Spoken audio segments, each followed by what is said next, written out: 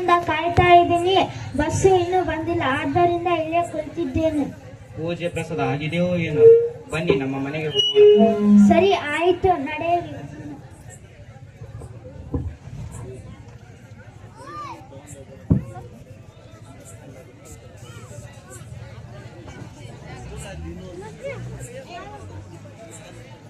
ಗೌಡ್ರೆ, ಈ ಬಾಲಕ ಯಾರು? ಈ ಹುಡುಗ ನಮ್ಮ ನೀಲಯ ಈರಮ್ಮ ದಂಪತಿಗಳ ಹಿರಿಯ ಮಗ ಪರ್ವತಯ್ಯ ಸ್ವಾಮಿ ಅಂತ. ಈ ಹುಡುಗನನ್ನು ನಮ್ಮ ಊರಿನ ಮಠದ ಸೇವೆಗಾಗಿ ನೇಮಿಸಲಾಗಿದೆ. ಹೌದು, ಹೌದಾ? ಬಾ ಮಗು, ನಿನ್ನ ಹೆಸರೇನು? ನನ್ನ ಹೆಸರು ಪರ್ವತಯ್ಯ. ಎಷ್ಟನೇ ತರಗತಿ ಓದುತ್ತಿದ್ದೀಯಾ? ನಾನು ಈಗ 6ನೇ ತರಗತಿಯಲ್ಲಿ ಓದುತ್ತಿದ್ದೇನೆ. ಒಳ್ಳೆಯದು. ಮುಂದೆ ಎಲ್ಲಿ ಓದಬೇಕಂದುಕೊಂಡಿದ್ದೀಯಾ? ಕ್ಷಮಿಸಿ ಅಜ್ಜರ, ಇವರ ತಂದೆ ತಾಯಿ ತುಂಬಾ ಬಡವರಿದ್ದಾರೆ, ಮುಂದೆ ಓದಿಸಲಿಕ್ಕೆ ಆಗಲಿಲ್ಲ. ಗೌಡ್ರೆ, ಇವರ ತಂದೆ ತಾಯಿಗಳನ್ನು ಕರೆಸಿ ಅವರ ಜೊತೆ ಮಾತನಾಡಬೇಕು. ಯಾರಲ್ಲಿ? ನೀಲಯ್ಯ ಈರಮ್ಮ ದಂಪತಿಯನ್ನು ಕರೆತನ್ನಿರಿ.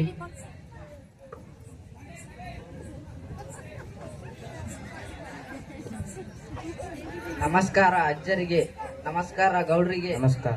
ಏನೋ ಬರ ಕೇಳಿದ್ರಂತಲ್ಲ? ಶರಣು, ಬನ್ನಿ. ಏನೂ ಇಲ್ಲ, ನಿಮ್ಮ ಮಗನ ಮುಂದಿನ ವಿದ್ಯಾಭ್ಯಾಸವನ್ನು ನಾನೇ ನೋಡ್ಕೊಂತೇನೆ.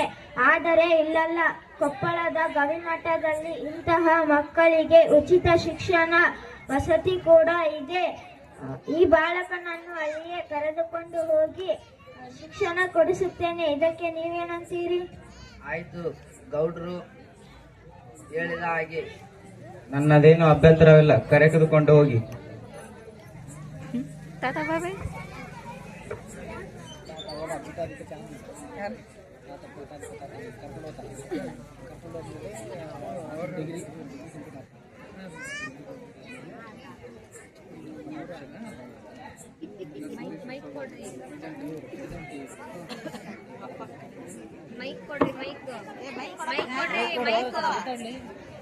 ಹೋಗಿ ಬರ್ತೀನಿ ಅವ್ವರ, ಹೋಗಿ ಬರ್ತೀನಿ ಅಪ್ಪರ.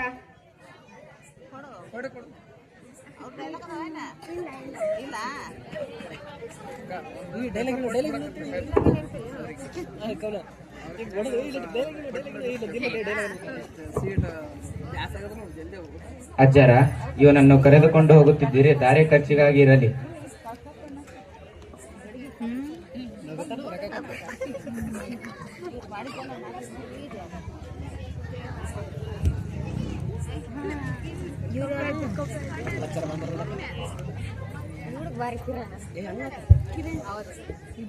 ಬನ್ನಿ ಬನ್ನಿ, ಕುಳಿತುಕೊಳ್ಳಿ.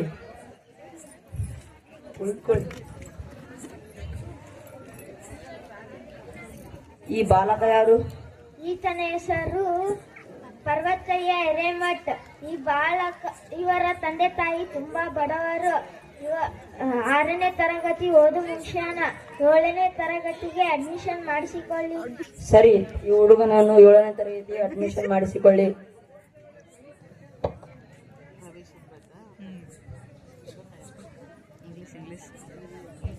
ಎಷ್ಟು ಮಂದಿ ಬರ್ತಾರ ತಾತನ ರಂಗ?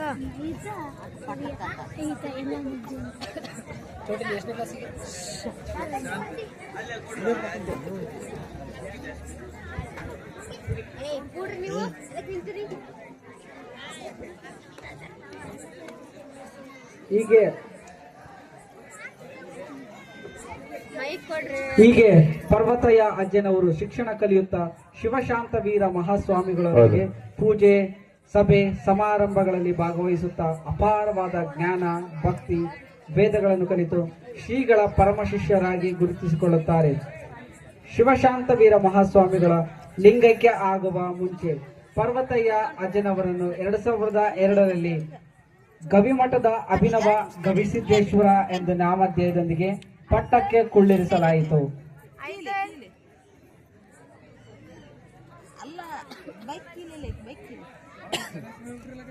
ಮನೆಗೆ ಹೋಗು, ಅದು ಯಾರು ಕೊಡು? ಕೊಡು.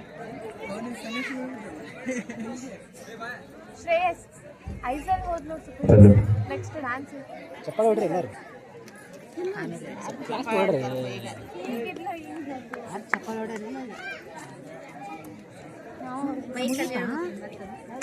ಮ್ಯಾಕ್ಸ್ ಹೊಡೀರಿ ಎಲ್ಲರೂ.